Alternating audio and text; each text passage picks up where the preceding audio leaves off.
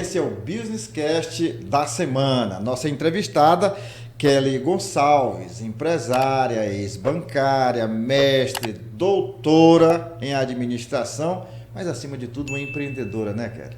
É isso aí. E acima de tudo, mulher que cuida. Mãe, esposa, né? As multitarefas que as mulheres têm que desempenhar na vida. Mas, graças a Deus, não é invisível, né? Não, assim, eu espero que não. Mas isso a gente fala mais tarde, sobre essa questão da invisibilidade da mulher em casa, né? Eu queria que você começasse, Kelly, conversando com a gente. Eu acho que quem está em casa quer saber. Você começou como bancária? Na verdade, eu posso dizer que eu comecei mesmo foi ajudando a minha mãe. Sim. A minha mãe era empresária, ela tinha um mercadinho e ela é formada em contabilidade, ela mesma fazia a contabilidade. Então eu ajudava no mercadinho, ajudava a fazer a contabilidade, resolvia todos os problemas bancários. E daí, desse trabalho que eu desenvolvia com ela, por ir ao banco, achava lindo aquelas mulheres que trabalhavam em banco antigamente, todas de terno, cabelo arrumado, chiques, até hoje são, né? E eu achava muito bonito e queria me tornar bancária. E consegui. Foi assim o meu primeiro emprego formal, carteira assinada. E o que fez você deixar, inclusive, você era concursada, né? Também. Aí eu já percorri todas as nuances do mercado. Eu já fui funcionária do setor privado. Quando eu trabalhava em banco, eu passei no concurso do Banco do Nordeste e assumi o emprego público. Identifiquei que ali não era bem o meu caminho que eu gostava de fazer. Eu sou muito dinâmica, sou muito intensa e eu gosto que as coisas aconteçam rapidamente, então não me adaptei ao serviço público. Voltei para a iniciativa privada, casei, tive filhos e aquela velha história de que quando a gente tem filhos a gente precisa de mais tempo, pensando que quando é empreendedora tem mais tempo. E decidi empreender. Então, hoje sou empresária. Então, eu me considero empreendedora e empresária. E não foi, Douglas, posso dizer para as queridas ouvintes, eu achava que eu teria mais tempo, mas não. Eu não tenho mais tempo porque sou empresária. Mas eu sou dona do meu tempo, o que é bem diferente. Bem diferente. Agora, como você escolheu o seu ramo? Você hoje trabalha com... Bijuterias, semijoias e artesanatos. Pronto. E maquiagens. E maquiagem. Como é que também trabalho com plano de saúde. Tá, então você é bem versátil, né? É. E como foi que você descobriu o teu nicho? Como é que isso aconteceu na tua vida? Bom, bijuteria sempre é uma área que toda mulher gosta. Difícil ter uma mulher que não goste. Na verdade, eu comecei como empresária e empreendedora com a Buchudas Moda Gestante. Eu estava grávida do meu segundo filho. E eu me lembro muito bem andando dentro do Teresina Shopping com meu marido e as lágrimas escorrendo, porque eu precisava de roupa e não achava as roupas para comprar naquela época. Então, eu identifiquei ali uma oportunidade de negócio. Em Teresina só tinha uma loja e as roupas não eram muito do meu estilo. Então, eu decidi que eu queria botar uma loja de roupas para grávidas. Entrei em sociedade com a minha irmã e colocamos a Buchudas. Foi o primeiro negócio. Aí, quando o negócio andou, eu decidi pedir demissão dos meus empregos formais e ser só empresária. E o negócio foi prosperando, eu fui abrir uma loja no Teresina Shopping e por lá eu andava muito em uma loja de bijuteria chamada Bangalore, que a dona tinha várias lojas em outros estados, no Maranhão, no Pará e no Piauí. E como eu comprava muito, e eu sempre conversando muito com as pessoas, conversava muito com a gerente. A dona da Bangalore entrou numa crise financeira, se separou do marido e decidiu vender o negócio do Piauí. E a gerente daquela loja, da Bangalore, me procurou. Dona Kelly, a dona Cíntia quer vender a loja, a senhora quer comprar isso. Mas bijuteria, eu não entendo nada de bijuterias. E aí eu decidi estudar um pouquinho e fui ler sobre o assunto, como era que funcionava esse ramo. Vi que era um ramo promissor, era um ramo que mesmo em períodos de crise econômica não tinha grandes quedas nas vendas, enfim. E aí negociamos, fizemos a negociação e eu passei a ser dona da Bangalore Bijuterias. A parte difícil foi entender que eu tinha que comprar para vender e não comprar para mim mesma, o que é bem diferente. E assim eu adentrei o ramo da bijuteria com a Bangalore. Mas não mistura as coisas. Continua comprando, mas comprando, embora você seja proprietária, você compra ainda com uma certa cautela para você, né? Não, eu sempre compro para mim. E gosto de dizer que os meus gostos também são bem aceitos pelos clientes. Olha aqui minhas bijus. Essa aqui, por exemplo, na hora que eu uso, todo mundo ainda tem. Bom, e aí, só pegando o gancho para a gente terminar como é que eu cheguei na Azemp. A Azemp é uma loja que tem 25 anos de mercado, extremamente conhecida. Foi uma das pioneiras nesse ramo de bijuterias aqui em Teresina. Eu, querendo expandir os negócios, depois da Bangalore, eu abri uma loja no centro da cidade, na Rui Barbosa, quase em frente à Zemp. E o meu pai, aposentado, trabalha comigo hoje. E estava na loja e encontrou o seu Pedro Evangelista, que era o dono da Zemp. E seu Pedro chamou meu pai para conversar e perguntou o que ele estava fazendo lá. Meu pai disse que a loja era minha e ele disse que queria conversar comigo. E iniciamos uma negociação. Eles que já estava cansado, já com a idade bastante avançada, quase 80 anos ele já tinha. E disse que queria me vender. E eu, meu Deus, seu Pedro, quem sou eu para comprar a Zemp, né? Eu era criança e a Zemp já era uma referência. Trabalhei em banco, a Zemp era um cliente enorme que nós tínhamos no banco. Enfim, mas eu digo que o universo queria que acontecesse, né? Ele queria vender e eu cheguei à conclusão de que queria comprar, negociamos. E aí eu adquiri a Zemp, assumi em dezembro de 2019. Agora eu sei também que você é escritora, né? Sim, também. E o seu tema é esse aí do feminismo empresário, empreendedorismo feminino e por aí vai. É difícil para a mulher entrar no mercado desse e se firmar?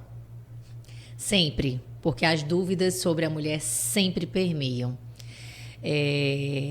Adentrar ao mercado e trabalhar, eu só pude porque meus pais me estimularam muito.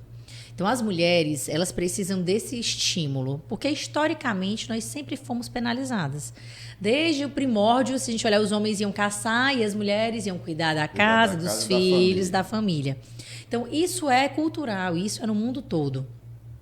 Então, a gente precisa, nós mulheres, nós precisamos de pessoas nos estimulando. Então, eu posso dizer que meu pai e a minha mãe, eles queriam que nós estudássemos, eu e a minha irmã. Então, eu estudei no Colégio das Irmãs, fiz faculdade na Universidade Federal do Piauí.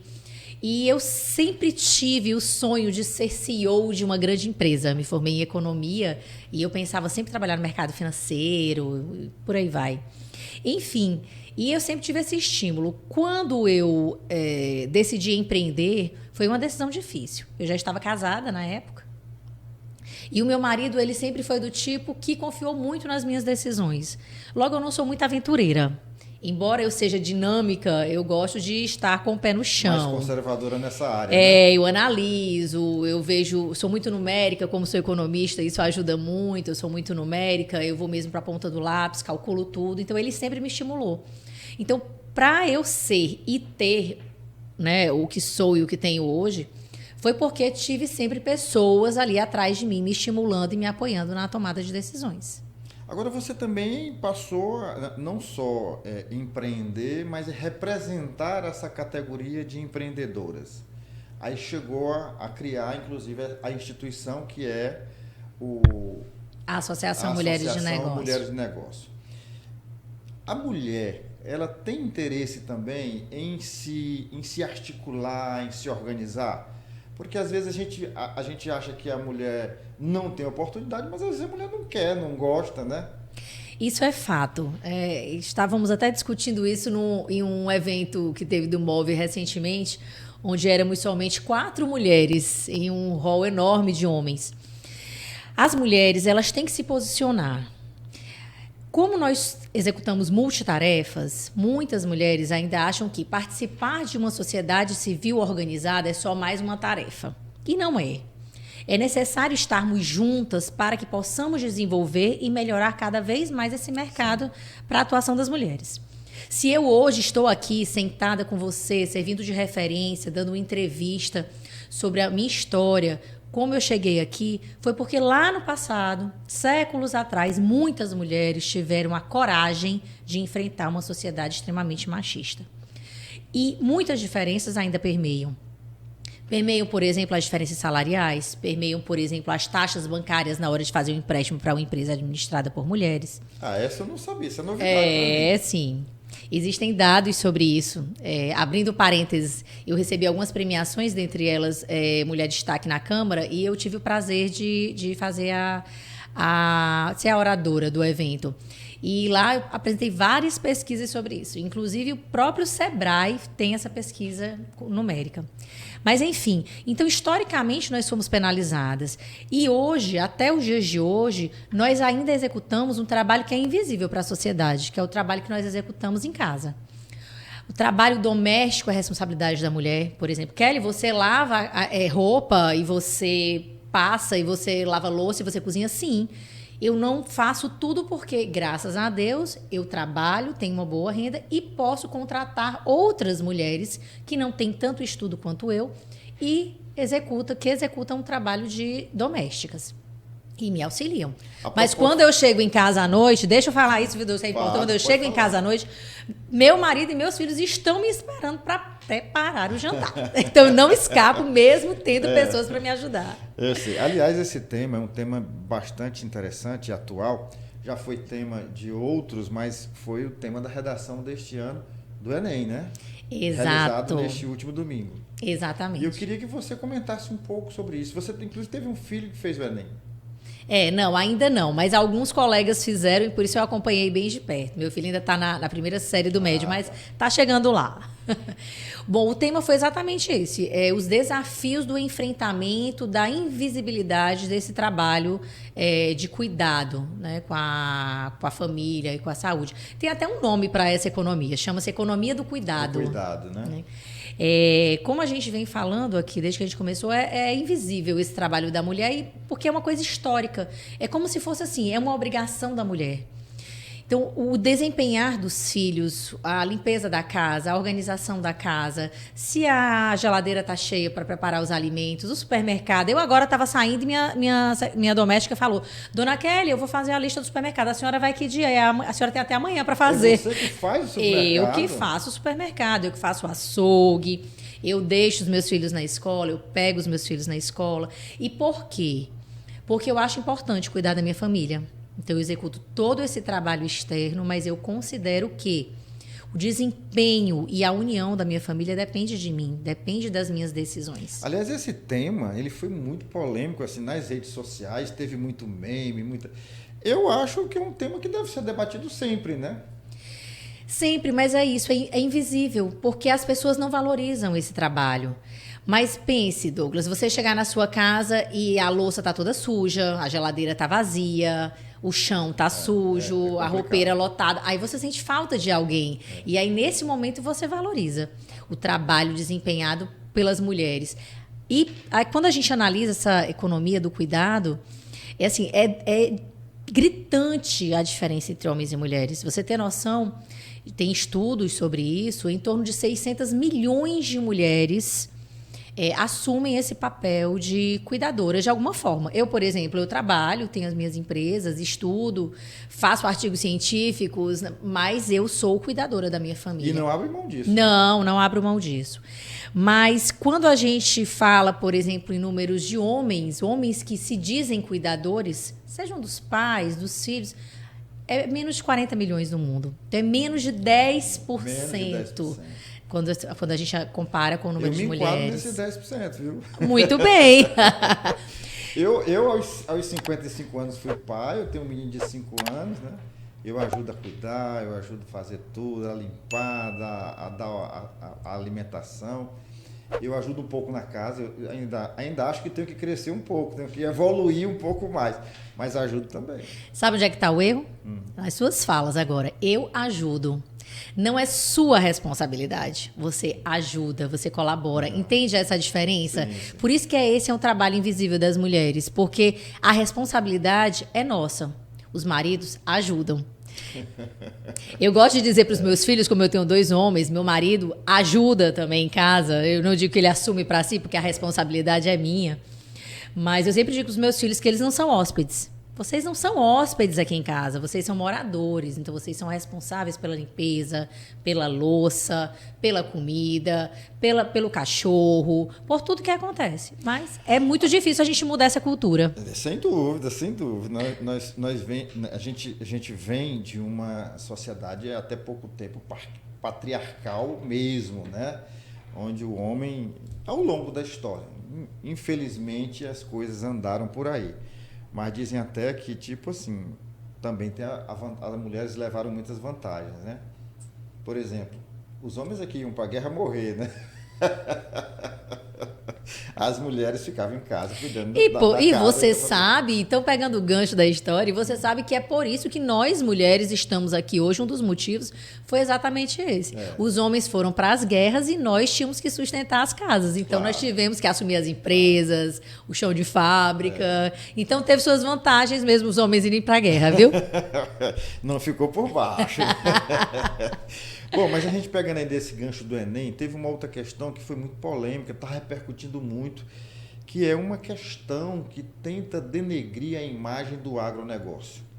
Eu, particularmente, fiz até um artigo para o Move Notícias, quem tiver a oportunidade de acesso, que já amanheceu o dia, eu fiz, já era mais de meia-noite, amanheceu o dia com mais de 300 acessos, é um número razoável para uma matéria postada a essa hora da madrugada. Mas, enfim, eu queria a tua opinião como mulher, porque a mulher também hoje está no agro. Nós temos, inclusive, uma embaixadora do agro no Piauí, que é a Anne Sanders, né? Sim. Lá da Fazenda Progresso. E eu queria a tua opinião sobre isso também. Sim, teve essa questão e a gente lamenta, porque o agro é responsável por toda a alimentação do Brasil e também de grande parte do mundo. Então, o agro é extremamente importante, seja a agricultura, seja a pecuária, seja tudo que envolve essa parte de alimentação. Então, as mulheres elas têm adentrado muito nesse mercado também. É uma área extremamente masculina, claro. Exigia muita força no passado, hoje já nem tanto, com tanta mecanização. Mas as mulheres adentraram e tornaram também esse agronegócio ele mais humanizado. E a gente tem várias referências no Piauí. A gente tem a Lúcia Bortoloso, a gente tem a Rossana também da Fazenda África. Eu também estou adentrando o mercado do agro, junto com o meu marido. Eu gosto de atuar em várias frentes. Então, é uma área que a gente tem que pensar nela como um todo, o tempo todo, porque nós dependemos dela. A gente só consegue hoje ter, por exemplo, a energia que está nos iluminando por causa da água que vem da natureza. A natureza é extremamente importante para o nosso desenvolvimento. E as pessoas que têm coragem de adentrar esse mercado, elas são extremamente corajosas, porque a gente depende muito da natureza. A gente depende da chuva, né? aí é seca. Então, são muitas nuances que acontecem nesse mercado que a gente não pode ter certeza do que vai acontecer. São muitas incertezas nesse mercado. Então, o agro é extremamente importante, ele tem que ser muito valorizado, principalmente pelo governo. Agora, Kelly, nós vivemos hoje num país que assim, ainda existem muitas incertezas sobre o nosso futuro. Empreender num cenário desse fica complicado mais ainda, né? É muito difícil. A gente lida realmente com a incerteza. O empresário ele tem como sócio o governo, que leva grande parte do dinheiro. Quase 40%. Quase 40%, né? Os impostos são enormes, isso aumentam. E quando a gente tem problemas econômicos, o que o governo quer? Aumentar a carga tributária, novamente, cair em cima dos empresários. E, na verdade, eu gostaria muito que os consumidores e as pessoas entendessem que o aumento da carga tributária para os empresários aumenta diretamente a carga tributária que vai ser paga por eles. Porque, na verdade, quem paga é o consumidor final lá na ponta. Então, a gente tem que pensar, analisar tudo o que acontece e tomar aquilo para si. As pessoas, às vezes, passam muito assim, estão hibernando na vida. Ah, eu não sou empresária, isso não interfere na minha vida. Não tem nada a ver comigo. Não tem Só tem, né? Tudo tem, porque se eu produzo, se eu vendo, se eu comercializo, vai chegar em você em algum momento ou nas pessoas ao seu redor. Isso vai impactar o quê? Na sua renda, que vai ser reduzida. Agora, voltando para a questão da mulher empreendedora. A mulher parece que hoje está mais ousada, mais corajosa no sentido de tomar frente, né? A gente tem alguns exemplos, inclusive aqui no Move, de empresários que só conseguiram crescer porque a mulher deixou aquela posição passiva e passou digamos assim, a gerir juntamente com ele. E as mulheres elas têm uma capacidade assim de ver aquilo que o homem não enxerga. Você percebe isso? Sim, as mulheres têm um lado mais humano. Acho que a maternidade nos propicia muito isso, a verdade é essa. Então, a mulher tem esse lado que junta as pessoas, sabe? Acomoda, acalenta. Então, muito da forma de que a gente trabalha hoje, seja no mercado formal, seja no mercado informal, seja nas empresas, foi trazido pela mulher. Nomes simples, como, por exemplo, a gente não tem mais funcionário, a gente tem colaborador. A gente não tem mais chefe, a gente tem um líder ou um gestor. E é diferente, não é só uma nomenclatura, né? Eu acho que além de ter colocado essa mudança na nomenclatura do chefe para o líder, teve a questão do espírito do trabalho mesmo. Um líder totalmente diferente colaborativo. Do chefe, né? É isso, a gente atrai as pessoas. O líder, qual é o trabalho do líder? É ele fazer com que o outro faça o que ele quer, ele líder, mas que ele pense que ele mesmo decidiu aquilo. Exatamente. É esse o trabalho de um líder. É você estimular as pessoas a fazerem o que é preciso para melhorar as empresas. Então, a forma de gerir da mulher ela é muito mais colaborativa. Ela consegue entender que uma outra mulher faltou porque o filho está doente, porque a mãe precisa de uma atenção. Então, nós, mulheres, conseguimos ter esse lado mais humano nos negócios, que geralmente os homens não têm. Os homens são mais realistas, incisivos, e nós não, nós conseguimos ter esse lado. Quando eu vou dar um feedback, que hoje adentrou, claro, isso já é normal hoje no mercado como um todo, mas quando a gente vai dar um feedback, por onde que a gente começa? Enaltecendo, falando das qualidades, compreendendo, se colocando no lugar do outro. Depois é que a gente parte para o que efetivamente a gente quer falar, que são os problemas, ou chamar a atenção em determinado momento.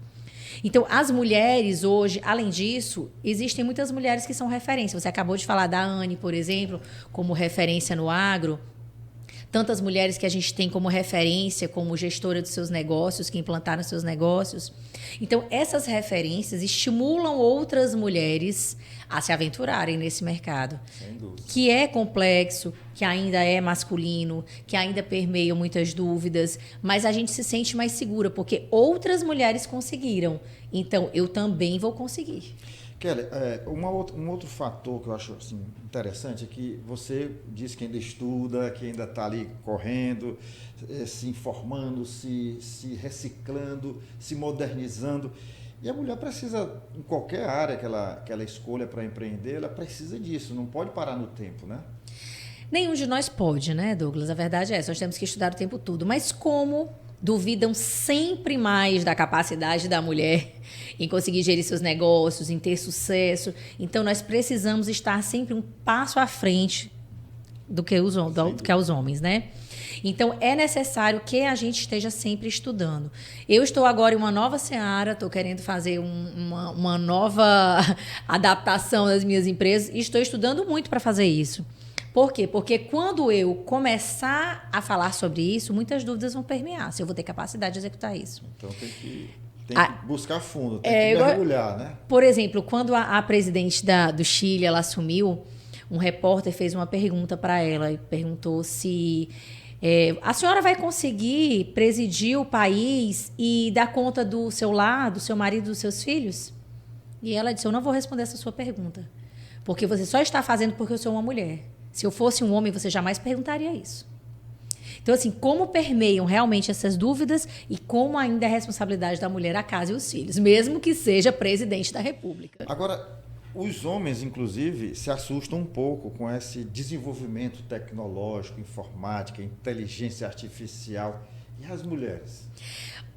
Olha, eu não sei as demais, mas eu estou encantada. Uso a inteligência artificial. Sigo várias contas no Instagram sobre inteligência artificial. Não há como a gente fugir da realidade. Não. Veio para ficar, né? É como o Uber, por exemplo. Quantas lutas fizeram para que o Uber não adentrasse? É uma realidade. Então, o que a gente tem que fazer é se adaptar a essas novas realidades. As redes sociais chegaram, era tão difícil também. No início era bom, depois era tão difícil. Agora a gente já usa tudo a nosso favor para vender, divulgar, chegar nas pessoas. Um Instagram. Meu Deus, os idosos, quando é que a gente imaginaria que os idosos estariam fazendo uma ligação de vídeo? A pandemia veio e acelerou drasticamente esse processo. Reuniões virtuais, quantas pessoas vinham às reuniões virtuais ou uma teleconsulta, como um bicho de 7 cabeças, hoje qualquer pessoa faz. Até cirurgia já se faz hoje, né? Até cirurgia. À distância. E tudo. Então não há como a gente fugir do desenvolvimento tecnológico. Ele está aí, ele veio para ficar e a gente tem que aprender a usá-lo. A minha mãe, aos 85 anos, ela vai zapear antes de dormir, falar com os filhos, falar com os netos, falar com os irmãos que moram fora. Enfim, hoje ela está totalmente integrada a essa questão de rede social. É incrível isso, viu? É bem isso aí. Vamos adentrar, vamos aproveitar o que o mercado nos oferece. Sem dúvida. Bom, nós estamos chegando aqui ao final do nosso podcast. Eu queria que você agora deixasse aí um recado para as mulheres empreendedoras e para aquelas, sobretudo para aquelas que pensam em empreender. Qual é o primeiro passo? O primeiro passo foi o que a gente já falou aqui, estudar. O que eu quero fazer? Dizer para você que você vai sempre fazer o que lhe torna feliz, eu estaria mentindo. A gente vai ficar feliz com o que a gente tem que fazer. Então, estude, adentre um mercado que você já tem algum conhecimento, porque tudo fica mais fácil. Estude o mercado, estude finanças, entenda o seu negócio, onde comprar, como vender, onde vender. Porque a gente só tem sucesso se a gente conhecer todos os passos da empresa, principalmente se a gente for pequeno. E hoje está tão fácil você estudar um ramo, uma atividade. Muito. Você tem as redes sociais, você tem a internet, você tem o Sebrae, né? Você tem uma Tem fonte... aulas disponíveis no YouTube sobre os mais diversos temas, tudo que você quiser aprender está disponível. Então, assim, o empreender, você vai precisar muito do quê? Dessas pessoas ao seu redor lhe impulsionando, lhe ajudando.